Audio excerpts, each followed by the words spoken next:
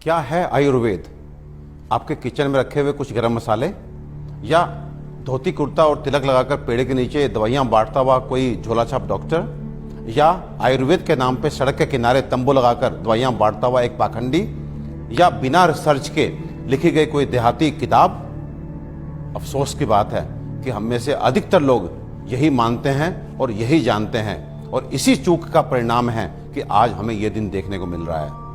और साथ ही मैं आपको सचेत कर देना चाहता हूं कि अगर अब भी हम ना सुधरे, हम आयुर्वेद को नहीं जाने, नहीं पहचाने, तो मुझे नहीं मालूम कि आयुर्वेद का क्या होगा, लेकिन मानव जाति का पतन तो मैं निश्चित रूप से देख रहा हूं। और जो लोग मेरी इस बात से इत्तेफाक नहीं रखते, वो अपनी क्वालिटी ऑफ हेल्थ और क्वांटम ऑफ लाइफ को कंसिडर करें। साधनों के अभाव में हमारे बड़ों में से अधिकतर लोग 100 वर्ष की आयु तक पहुंचते थे। ये वो आयु है जिसकी आज हम साधन संपन्न होने के बावजूद भी कल्पना तक नहीं करते।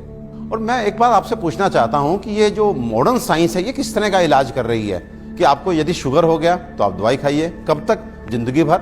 आपको ब्लड प्रेशर हो गया, आप दवाई खाइए, कब तक? जिंदगी भर। आपको थायराइड हो गया, आप दवाई खाइए, कब तक? जिंदगी भर। आपकी किडनी खराब हो गई, बदल दीजिए। आपका लिवर खराब हो गया, बदल दीजिए। आपको गांठ हो गई, काट डालिए। ये किस तरह की चिकित्सा है? और ये चिकित्सा नहीं, ये केवल सिम्टम्स को दबाना है, क्योंकि ये बाहर से आपको नॉर्मल रीडिंग देते हैं, शुगर ठीक है, ब्लड प्रेशर ठीक है, लेकिन अंदर बीमारी अपना काम कर रही है। 15 साल बाद आपकी किडनी खराब, किससे? शुगर से, ब्लड प्रेशर से। आज का नर्वस सिस्टम खराब, आपकी आंखें खराब, आपको ये कॉम्प्लिकेशन, आपको ये कॉम्प्लिकेशन। तो ये इलाज है या एलोपैथ का काला पर्दा? अपने 20 साल के क्लिनिकल एक्सपीरियंस से आपको बता देना चाहता हूं, ये जो आयुर्वेद विज्ञान है, ये समुद्र से भी गहरा, हिमालय से भी ऊंचा ऐसा जीवन का विज्ञान है जो आपके शरीर में और मन में किसी भी अवांछित परिवर्तन के बारे में आपको न केवल जानकारी देता है, बल्कि उसे जड़ से मिटाने के लिए पुख्ता इलाज भी देता है। और मुझे एक बात समझ में नहीं आती, आप ऐसे विज्ञान को क्यों नहीं जानना चाहते जो आपको कभी शुगर, ब्लड प्रेशर, थायराइड और अनेक तरह की प्रॉब्लम्स आने ही ना दे।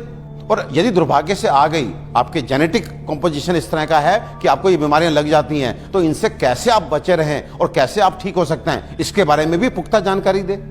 मित्रों, आयुर्वेद सबसे पहले स्वस्थ से स्वास्थ्य रक्षण के लिए आपको ऋतुओं के हिसाब से आपको क्या खाना चाहिए, क्या पीना चाहिए, किस तरह की जीवनचर्या आपकी होनी चाहिए, ये सब सिखाता है। और उसके बाद अनफॉर्चुनेटली यदि आप बीमार पड़ते हैं तो यहाँ पर लाखों दवाओं का वर्णन है, जिसमें आपकी काष्ठ औषधियाँ यानी कि जड़ी बूटियों से बनी औषधियाँ, आपके मिनरल्स यानी कि खनिजों से बनी औषधियाँ, रस औषधियाँ, इतनी सारी औषधियों का वर्णन है जो आपके उन बीमारियों के लिए भी आपको इलाज देती हैं, जिसमें आज का मॉडर्न साइंस जो है अपने हाथ खड़ा कर देता है। आज फैली किसी भी विषाणु जनित बीमारी के लिए वेंटिलेटर्स का इंतजाम मॉडर्न साइंस करता है। केवल किस लिए?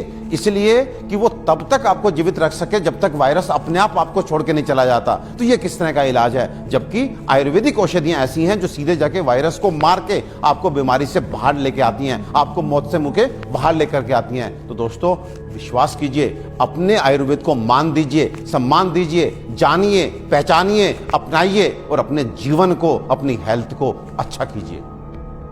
आयुर्वेद का इलाज ना तो धीमा है और ना ही लंबा, बल्कि यह रोगों को जड़ से खत्म करता है। आधुनिक सर्जरी दुनिया को आयुर्वेद की ही देन है।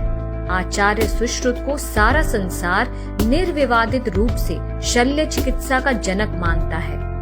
आयुर्वेद में उन बीमारियों की भी सफल चिकित्सा हो सकती है जिन्हें आधुनिक चिकित्सा विज्ञान लाइलाज मानकर आजीवन रोगी को दवाएं खिलाता रहता है। आयुर्वेद आपके और आपके बच्चों के लिए सुरक्षित है। आयुर्वेद अपनाएं और रोग मुक्त जीवन पाएं।